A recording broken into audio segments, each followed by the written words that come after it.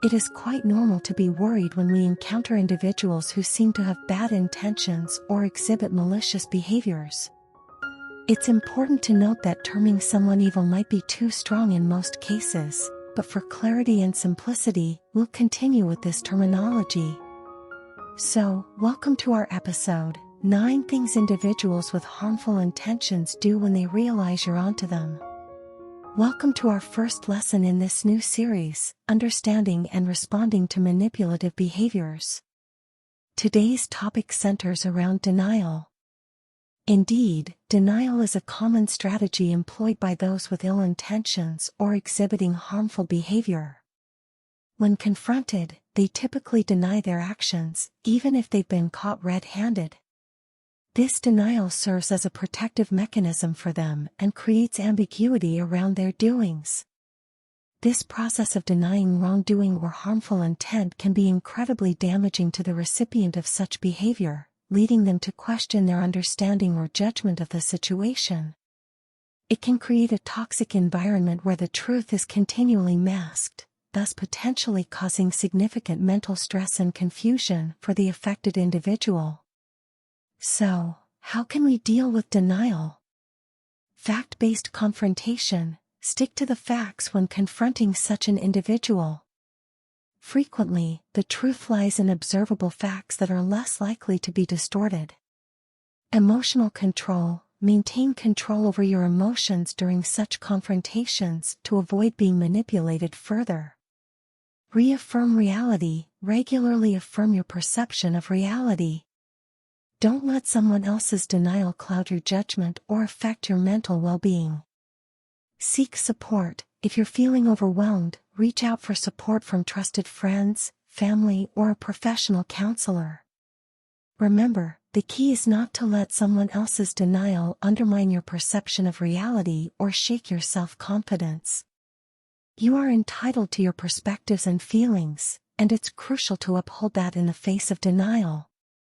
If you found this video helpful, don't forget to hit the like button and share with those who might benefit. Leave your thoughts and experiences in the comments, and remember to subscribe for more of our lessons on understanding and responding to manipulative behaviors. Until our next lesson, take care of yourselves and your emotional health. Lesson 2, Deflection. They may try to shift the focus from their wrongdoing to something else, hence diverting the attention away from their actions. Deflection is a strategy often used by those with deceitful intentions or individuals exhibiting harmful behaviors. This method involves diverting the focus or attention away from their actions or wrongdoings onto something else entirely. It's a decoy tactic that can make it challenging to have a direct, accountable, and meaningful conversation with such individuals. For instance, when confronted about a specific behavior, the person might bring up an unrelated issue from the past or start questioning your actions instead. This diversion tactic makes it hard to address the primary concern and often leaves the one raising the issue feeling unheard or frustrated. So, how can we effectively deal with deflection? Recognize deflection. The first step is acknowledging when the conversation is being diverted. Once you can identify this, it's easier to address it. Stay focused. Don't allow the conversation to be derailed. Persistently return to the primary concern until it is adequately addressed. Set boundaries. Clearly state that it is not appropriate to deflect the issue at hand. Your concerns and feelings are valid and deserve to be heard. Deflection is a manipulation tool that hinders open communication and resolution of issues. Remember, your feelings and concerns are valid, and they deserve to be heard and addressed suitably. If you found this video helpful, please like and share, and don't forget to subscribe to our channel for ongoing lessons in this series. Comment with your thoughts and experiences below. Please remember, your psychological well-being should always take precedence. Lesson 3, Gaslighting. One of their most common tactics, they might make you question your sanity or memory, making you feel like you're the one at fault or imagining things. Gaslighting is a form of psychological manipulation, in which a person seeks to sow seeds of doubt in targeted individuals or in groups, making them question their memory, perception, or sanity. The perpetrator uses persistent denial, misdirection, and contradiction to delegitimize the victim's experience and beliefs. An individual using gaslighting tactics might refuse to acknowledge their behaviors, downplay abusive incidents, label you as overly sensitive, or even accuse you of being the instigator. This repeated undermining can lead to the victims doubting their own reality, often feeling confused, anxious, and isolated. How can we defend ourselves against gaslighting? Awareness. Recognize the signs of gaslighting such as twisting and reframing, denial, using confusion tactics, convincing you everyone else is wrong. Trust yourself, believing your own perceptions and feelings. Even if someone else is questioning them, your experiences are valid and should not be dismissed. Document evidence. If possible, keep a record of instances of gaslighting. This can help you to validate your experience when facing denial. It is essential to stand firm in your experiences and feelings, and gaslighting should not dictate your perception of reality. Lesson 4: Manipulation. They might use emotional manipulation to make you feel guilty for suspecting them or bring in unrelated issues to confuse you. Emotional manipulation is a method of using words, body language, and behavior for the purposes of provoking a particular reaction, getting a desired response, or to manipulate one into feeling guilty, anxious, or inferior. It often involves an imbalance of power and creates a recurrent pattern of unhealthy dynamics in relationships, leading to psychological harm for the recipient. An emotional manipulator might accuse you of misunderstanding, being oversensitive, or irrational. They may also play the victim when they're confronted, turning the tables to make you appear as the perpetrator and them as the victim, thereby eliciting sympathy or guilt. So how can we protect ourselves from emotional manipulation? Identify the manipulation, understand the common signs and tactics of emotional manipulation. This may include guilt-tripping, intimidating, playing the victim, or shifting blame. Maintain boundaries. It's essential to establish clear boundaries and convey this to the manipulator, emphasizing that respect and sincerity should be the foundation of all interactions. Prioritize personal well-being. Your mental, emotional, and physical health should never be compromised. Prioritizing self-care and seeking support when needed is never something to feel guilty about. In the face of emotional manipulation, it's crucial to stay true to your feelings and beliefs. You have the right to express your concerns without being made to feel guilty or wrong. Lesson 5: Intimidation. They may resort to scare tactics to deter you from questioning their actions and intentions further. Intimidation involves the use of veiled threats, aggressive behaviors, or any action aimed at vanquishing resistance and asserting control. It's a scare tactic designed to make you step back from questioning the perpetrator's actions or confronting them about their behavior. A person using intimidation may imply or overtly threaten harm, display explosive anger, or use undermining tactics that make you feel unsafe, pressured, or fearful. This could result in shrinking your self-confidence and potentially causing psychological harm.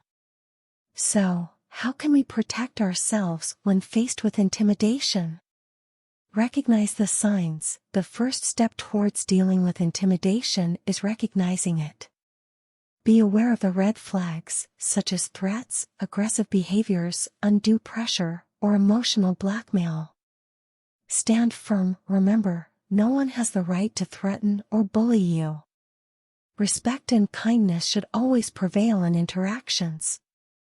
Maintain safe boundaries. Clearly communicate that intimidation is inappropriate and unacceptable to you.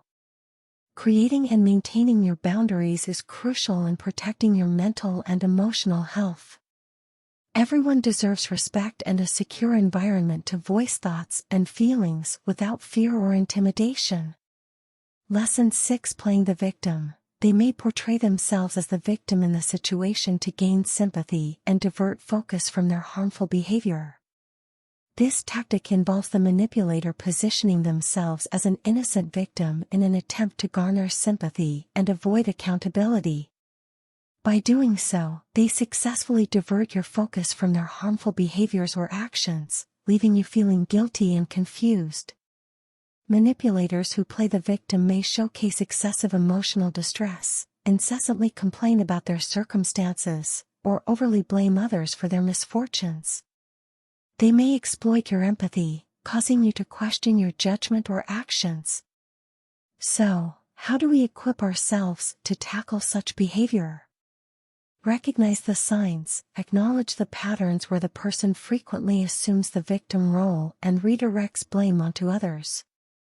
Stay objective, keep a clear perspective of the situation and distinguish between actual victimization and manipulative tactics. Maintain boundaries. Remember, it's alright to show empathy, but also crucial to assert your limits and stand your ground. It's crucial to distinguish between genuine distress or vulnerability and manipulative victim playing, and to uphold your self-respect and mental well-being accordingly. Lesson 7: Isolation. They could try to isolate you from your support system, creating a situation where you may question your judgment. Isolation is a manipulation technique where an individual attempts to cut you off from your support systems, like friends or family, to gain more control or influence over you. It often escalates gradually, with the manipulator criticizing and undermining those closest to you or monopolizing your time and attention. The ultimate goal of this tactic is to create a situation where you begin to question your judgment, your reality, and your self-worth. Isolation manipulators want you to become dependent on them for validation and perspectives, which empowers them in controlling your decisions and behaviors. So, how can we tackle this form of manipulation? Recognize isolation tactics, stay vigilant to subtly controlling behaviors like undue criticism of your friends or family, monopolization of your time, or creating conflicts that distance you from your loved ones. Maintain connections. Do not allow someone to monopolize your time or relationships. Keep nurturing your bonds with friends, family, and other support systems. Assert your independence, affirm your autonomy and the personal choices you make in your relationships. The strength of your social ties and the extent of their influence on your life should always be your decision. Lesson 8: Smear campaigns. They might try to damage your reputation by spreading false rumors or exaggerating situations to others. A smear campaign is a premeditated effort to tarnish a person's reputation by spreading false information, rumors, or distorting the truth about them. The manipulator usually resorts to this to discredit you, isolate you, or make others question your reliability or integrity. This is often used as a revenge tactic or an attempt to maintain control. It can be a devastating manipulation tactic, as it not only harms your personal and professional reputation, but it also may lead to emotional distress, anxiety, and self-doubt. So how can we respond to smear campaigns? Recognize the signs, be vigilant about inconsistent or odd behaviors in your friends, family, or colleagues towards you. They may be influenced by false information. Stay calm, don't let false accusations derail your emotions or reactions. Keeping a level head can help you respond effectively. Speak your truth. If you feel comfortable doing so, openly address the falsehoods with those you trust. Your worth is not defined by someone else's distortions of your character or actions. Lesson 9: Threats or revenge. In extreme cases, they could resort to threats or even revenge if they perceive you as a threat to their personal agenda. Under extreme circumstances, manipulators might resort to threats or even acts of revenge against those who they perceive as a threat to their personal agenda or control. They might employ intimidation or hostile actions to instill fear or submission. It's critical to remember that nobody should ever tolerate threatening behavior, as it is an infringement of personal rights and can deeply affect your mental health and well-being. So, how can you handle such situations? Recognize the threat. Not every threat is blatantly vocalized. Stay alert to recognize any subtle or underlying threatening behaviors. Prioritize your safety. If you feel threatened, ensure your immediate safety. You might need to distance yourself from the person or situation causing the threat.